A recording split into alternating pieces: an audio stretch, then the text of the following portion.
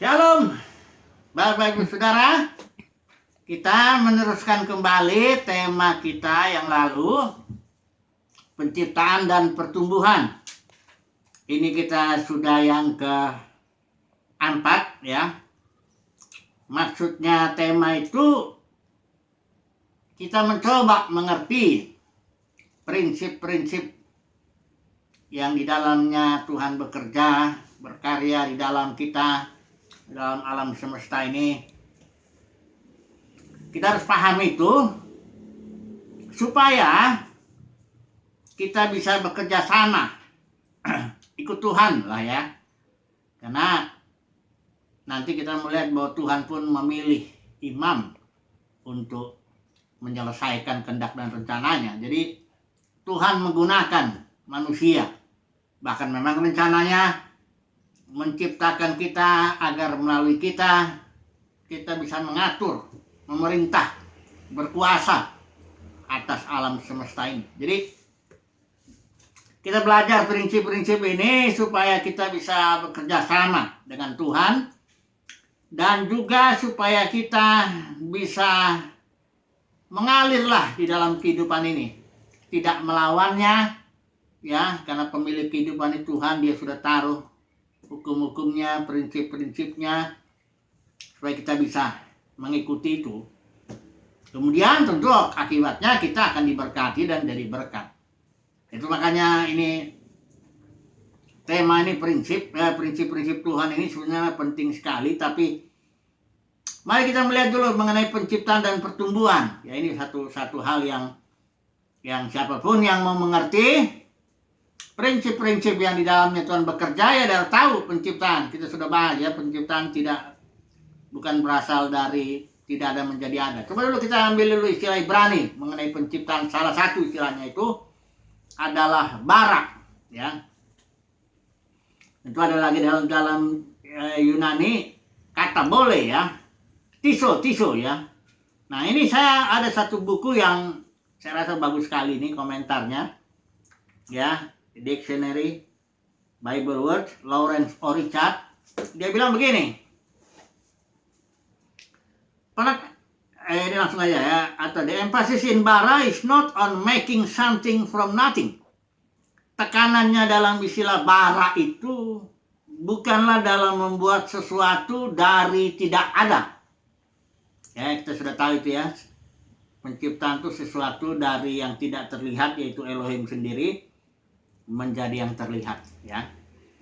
Jadi dikatakan the emphasis in bara is not on making something from nothing, but on initiating, memulai suatu objek atau suatu proyek. Memulai, initiating ya. Tapi yang memulai ini hanya bisa Tuhan saja melakukannya itu. Ya. Di sini dikatakan memulai sesuatu yang dimaksud di sini yang hanya Tuhan yang mampu melakukannya. Ya. Ini mirip dengan penciptaan ya kan. Penciptaan itu kan Tuhan yang mengerjakannya. Tapi bukan berarti istilah bara itu bukan berarti menciptakan dari tidak ada menjadi ada, bukan. Istilah bara ini ya di sini dikatakan memulai sesuatu yang hanya Tuhan sendiri yang bisa mengerjakan itu. Memulai apa Tuhan? Nah, di sini dikatakan ada beberapa ini. Yang termasuk dengan istilah bara itu, memulai langit dan bumi dan semua fenomena natural. Ini ya. Kemudian yang kedua, memulai kemanusiaan ya, humanity itu ya memulai, yang menciptakan Adam dan Hawa, terus menggerakkannya itu beranak cucu dan sebagainya. Initiating ya, memulai itu ya.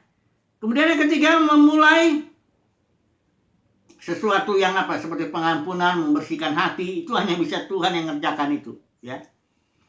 Kemudian yang keempat, memulai Israel sebagai suatu bangsa yang unik, yang kudus, yang khusus ya. Ini pun istilahnya bara juga ini ya, menciptakan bangsa Israel ini. Kemudian atau memulai ya. Yang kelima, memulai langit dan bumi yang baru atau Yerusalem baru. Ya. memulai. Jadi istilah menciptakan diganti dengan istilah memulai ya. Karena nanti kita akan mempelajari ada istilah toledot di sini ya. Hari ini ya kita akan pelajari istilah toledot yang muncul di kitab Kejadian itu yang 10 kali. Nanti kita lihat itu ya. Nah, ini yang keenam ini memulai juga. Di sini dikatakan the possibility of evil. Memulai sesuatu gelap atau ya jahat atau malapetaka. Karena kita lihat ya, sudah kita baca itu Yesaya 45 ayat 6 dan 7 saya baca lagi lah ini karena ini sangat penting ini ayat ini karena sudah banyak orang nggak mau percaya bahwa Tuhanlah yang menciptakan nasib malang, nasib mujur, malapetaka. Semakin kita baca dulu lagi lah ya. Supaya saudara dan saya tahu bahwa Tuhanlah yang memulai itu ya. Mari kita melihat dulu sebentar ya. Yesaya 45. Yesaya 45 ayat 6 dan 7 ya. Saya baca ini begini. Ayat 6-nya yang bawahnya aja ya. Akulah Tuhan dan tidak ada yang lain. Ayat 7 yang menjadikan terang dan menciptakan gelap. Ini artinya initiating yang tadi bara. Yang menjadikan nasib mujur juga menciptakan nasib malang. Akulah Tuhan yang membuat semuanya ini. Nah, mari kita melihat dulu Amos ya. Dalam kitab Amos itu yang pasal 3 ya. Pasal 3 Amos ayat yang ke-6 ya. Ada bagian bawahnya ya. Adakah terjadi malapetaka di suatu kota dan Tuhan tidak melakukannya? Itu artinya Tuhan yang melakukan malapetaka di suatu kota ya. Nah, ini perbuatan ini harus mengerti ya. Karena banyak orang terus mengatakan bahwa kejahatan itu bukan berasal atau malapetaka atau nasib malang, nasib mujur atau apalah bencana itu bukan dari Tuhan katanya. Saya sudah jelasin itu dualisme itu, yang satu katanya sumber gelap itu dari setan, yang satu sumber terang dari Tuhan. Jadi kayak ada dua. Nah, ini nggak ada ini. Alkitab selalu mengakui satu sumber, segala sesuatu berasal dari Dia. Ya, termasuk iblis itu saya sudah jelasin itu. Dia itu adalah binatang rohani ya. Binatang spiritual ya, di alam roh yang diciptakan Tuhan. Itulah yang disimbolkan di kitab Kejadian itu, nanti kita lihat di situ pasal 3 itu ular ya. Ular itulah simbolnya itu ya, yang dijadikan Tuhan. Kejadian 3 ayat 1. Oke. Mari kita melihat lagi sekarang ini prinsipnya bahwa Tuhan memulai initiating ya. Ini ya, yang akan kita pelajari ini memulai. Ada 6 poin tadi sudah saya bacakan itu ya. Termasuk memulai yang gelap itu ya, malapetaka, bencana, ya, penyakit sampar pun Tuhan yang bikin itu ya, dengan suatu maksud ya. Oke, mari kita masuk sekarang kepada suatu istilah dalam kitab Kejadian ya. Istilah ini toledot. Dia agak dekat dengan pengertian initiating itu, bara dalam pengertian memulai sesuatu yang hanya Tuhan sendiri yang bisa. Toledot ini sebenarnya istilahnya itu diterjemahkan orang banyak macam-macam. Ada yang dibilang generasi ya, ada yang dibilang keturunan ya, atau toledot juga berarti origin, awal segala, awal sesuatu ya, origin ya. Jadi kalau kita lihat toledot itu origin, awal sesuatu ya. Sementara kalau bara istilah itu initiating, hanya Tuhan yang melakukannya. Berarti ini toledot dan bara ini berkaitan ini. Kita renungkan itu ya. Bara itu sesuatu yang Tuhan hanya Tuhan yang bisa memulai. Toledot itu artinya origin, awal daripada sesuatu yang memang ternyata hanya Tuhan yang bisa mengerjakannya. Karena ini toledot ini kemanusiaan, termasuk langit dan bumi, itu ada toledotnya, ada originnya, awalnya ya. Nanti kita akan belajar dari langit bumi, ada kemanusiaan, tapi mungkin nggak semua yang 10 itu ya, ada 10. Mari saya baca dulu, ada 10 toledot ya. Di dalam kitab Kejadian ini ya. Yang pertama, toledot itu origin atau ini berasal dari kata kerja yalat, yield ya, atau give, birth ya. Ini yang pertama, toledot langit dan bumi. Pasal Kejadian ini, pasal 2 ayat 3. Kita nggak usah baca dulu. Yang kedua, toledot Adam, keturunan Adam, generasi Adam, ya, atau originnya Adam ini dia. Pasal 51. Kemudian ada toledot Nuh, ya, pasal 6 ayat 9. Kemudian yang keempat ada toledot anak-anak Nuh. Kejadian 10 ayat 1. Kemudian yang kelima ada toledot Sem, ya, pasal 11 ayat 10. Kemudian yang keenam ada toledot Terah. Originnya Terah ini pasal 11 ayat 27. Kemudian ada toledot Ismail. Pasal 25 ayat 12. Kemudian ada toledot Ishak. Pasal 25 ayat 19. Dan kemudian ada toledot Esau. Pasal 36 ayat 1. Dan terakhir ini, toledot Yakub. 37 sampai 2. Ini kalau kita pelajari setiap toledot ini ada sesuatu pelajaran yang kita bisa dapat nih, prinsip ya. Karena Alkitab bilang, Roma 11, segala sesuatu berasal dari Dia. Dialah origin, dialah yang memulai, initiating, bara. Kalau terjemahan ini, bara biasanya diterjemahin ya, menciptakan. Tapi sebenarnya ini memulai sesuatu yang hanya Tuhan yang bisa. Segala sesuatu berasal dari Dia. Keluarlah ini yang toledot yang 10 ini. Segala sesuatu berasal dari Dia dan oleh Dia. Artinya dialah yang menyebabkan toledotnya ini berkembang, bergerak begitu. Ya. Jadi sekali lagi ya, ciptaan itu, hasilnya itu, ciptaan itu bukan sesuatu yang kayak arloji. Kayak tukang arloji sekali bikin, dia bikin sistemnya, didiamin. Entah ada karena ada PR-nya begini-begini, bergerak sendiri dia. Enggak begitu ciptaan itu, ya. Artinya segala sesuatu memang berasal dari Tuhan. Tuhanlah yang bara, yang menginisiating atau yang menciptakan. Tapi juga bergeraknya alam semesta ini Dia yang melakukan itu. Makanya Paulus bilang dalam kisah Rasul, kita ini ada, kita ini bergerak di dalam Dia. Dialah penyebab segala sesuatu. Nggak ada yang bisa bergerak di alam semesta ini atau yang berkarya atau apa lagi ya. Atau kalau bukan dari Dia. Ya, Dialah yang melakukan penyebab segala sesuatu dan Dialah yang bertanggung jawab atas segalanya pergerakan alam semesta ini. Apapun ya pergerakan, burung jatuh pun, kita bilang. Tidak ada yang terjadi di luar kehendak Dia. Kenapa? Karena Dialah penyebab segala sesuatu, termasuk penyebab burung jatuh. Ya. Itulah Tuhan kita. Jadi kita tidak perlu khawatir ya. Nah ini dia. Oke. Segala sesuatu berasal dari Dia, oleh Dia. Baru nanti hasilnya kita akan melihat. Nah, tapi ada satu lagi prinsip pertumbuhan.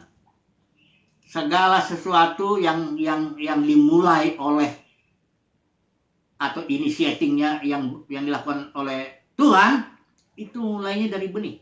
Nah ini yang harus atau istilahnya bisa first fruit, buah sulung, ya. Bisa juga ya benih lah ya, banyak lebih bagus benih ya. Tapi ya ini buah sulung. Mari kita lalu masuk langsung aja ke toledot langit dan bumi ya. Karena ini juga ada pandangan-pandangan. Nih, saya kasih dulu satu pandangan tentang langit bumi. Saya baca dulu lah ya ini ya. Ini pakai ini aja lah, ILT ya. Kejadian 1:1. Pada awalnya Elohim menciptakan langit dan bumi, ayat 2. Bumi dalam keadaan tidak berbentuk dan kosong. Dan kegelapan menutupi samudra raya. Dan roh Elohim bergetar melingkup di atas permukaan air. Nah disinilah banyak ada satu pandangan yang perlu kita bahas. Karena pandangan ini jelas tidak mengerti prinsip-prinsip Tuhan itu, bahwa segala sesuatu mulai dari nol, dari benih. Ya. Ini pandangan ini memang nggak tahu ya di Indonesia ini jadi populer nggak. Ini kan teologinya dari The Brethren itu, gerakan The Brethren itu yang 1825 itu yang dimulai oleh John Nelson Darby itu. Jadi tokohnya G.H. Pember, ada juga Mackintosh ya, saya beberapa bukunya ada itu. Dia inilah yang pertama kali, banyak teologinya. Dialah yang gerakan ini yang termasuk pengangkatan ya, macam-macam ini banyak ini. Yang bagusnya juga banyak, dispensasi itu berasal dari dia juga itu ya. Nah, inilah teorinya ini ya, yang mengatakan bahwa Kejadian 1 ayat 1 dan Kejadian 1 ayat 2 itu terjadi gap, ada sesuatu terjadi. Jadi dia bilang gini, pada mulanya Tuhan menciptakan langit dan bumi udah sempurna. Nah, ini di sini dia melanggar satu prinsip Tuhan. Karena Tuhan tidak pernah melakukan sesuatu simsalabim, abrakadabra, nggak ada. Tuhan selalu memulai benih dulu, first fruit, ya, baru ada buah-buah berikut. Nah, ini ya, dia bilang gini. Ini yang bikin terkenal ini, di sini dibilang Scofield itu yang bikin Alkitab itu. Di Indonesia nggak ada ya, mungkin di Amerika tuh ada itu Alkitab Scofield, itu footnote-nya ditulis oleh banyak oleh grupnya ini, The Brethren ini. Terus G.H. Pember, nah, saya pernah lihat bukunya itu, Earth Earliest Ages, zaman bumi yang mula-mula sebelum Adam dan Hawa maksudnya. Karena dia bilang ada pre-Adamic race, ada zaman, ada manusia yang sebelum Adam katanya. Nah, ini dia bilang gini. Jadi Kejadian 1 katanya Tuhan menciptakan langit dan bumi bersih dia, sempurna. Kemudian terjadilah sesuatu. Jadi, mereka bilang gini, kalau bumi dalam keadaan tidak berbentuk dan kosong, itu berarti ada sesuatu murka Tuhan. Tuhan murka kepada bumi, langit bumi yang pertama yang diciptakan yang sempurna itu. Akhirnya dari bumi ini diliputi air kosong gelap gulita. Nah, baru mereka mikir lagi. Jangan-jangan mereka ini juga yang ngajarin pertama-tama iblis itu malaikat yang jatuh. Jangan-jangan ya, saya nggak tahu sumbernya dari mana ini. Apakah sebelumnya sudah diajarkan juga begitu? Dia bilang begini, ketika langit dan bumi diciptakan itu bagus, kemudian langit dan bumi itu kosong, gelap gulita, karena, dia bilang begitu, karena ada kejatuhan iblis. Dan Tuhan murka karenanya. Ya. Jadi kejatuhan iblis itu Tuhan murka, maka bumi menjadi gelap gulita itu. Nah, ini dia. Ini nggak usah kita baca lah perdebatannya ini, karena nanti terlalu ribet ya. Pokoknya intinya ajaran ini mereka bilang begitu. The Brethren ini ya. Pertama Tuhan ciptakan langit dan bumi sempurna. Bahkan itu di situ ada pre-Adamic race, ada orang-orang ya makhluk-makhluk lah, nggak tahu bentuknya kayak apa, yang sudah hidup sebelum Adam. Itu makanya ini kan, karena dalam ilmu geologi itu geologi atau yang fosil-fosil itu ditemukan katanya. Kadang-kadang ada yang makhluk-makhluk yang berapa ratus tahun, ribuan atau jutaan gitu. Sehingga nggak mungkin itu makhluk, sehingga mereka menganggap itu bukan keturunan Adam, karena Adam kalau dihitung sesuai dengan urutan ini hanya 6.000 tahun sebelum dari sekarang. Jadi mereka bilang begitu. Mulanya mereka ciptakan langit dan bumi bagus. Kemudian iblis, malaikat itu yang namanya Lucifer katanya jatuh. Saya nggak komentar ini ya, karena saya sudah sampaikan itu. Kemudian hancur dia, maka Tuhan mereparasi. Ini sungguh sangat melanggar sekali prinsip-prinsip Tuhan. Tuhan bukan tukang reparasi, itu satu. Tuhan juga kalau membuat sesuatu tidak langsung abrakadabra, langsung sempurna.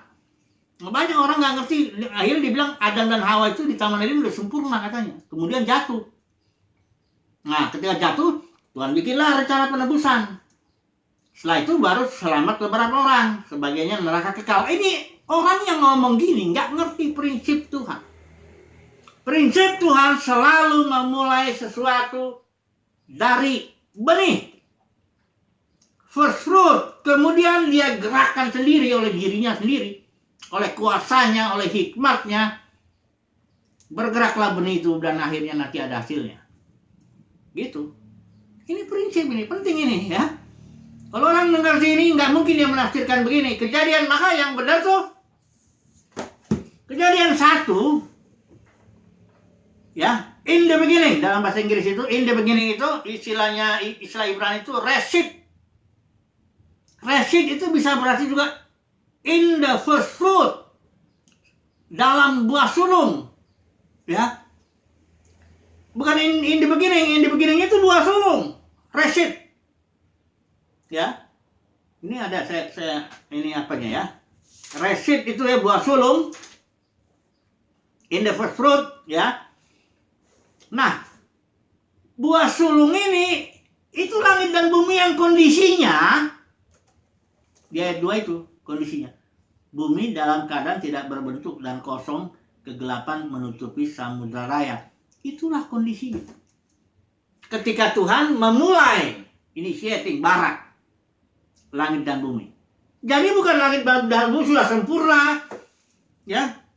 Udah gitu ada cerita lagi pre-Democracy, ada lagi cerita kejatuhan iblis. Ini jadi nggak ngerti. Ini karena sekali dilanggar prinsip Tuhan, akhirnya jadi ngaco semuanya. Bikinlah teologi cerita-cerita akhirnya jadi kacau. Nggak begitu.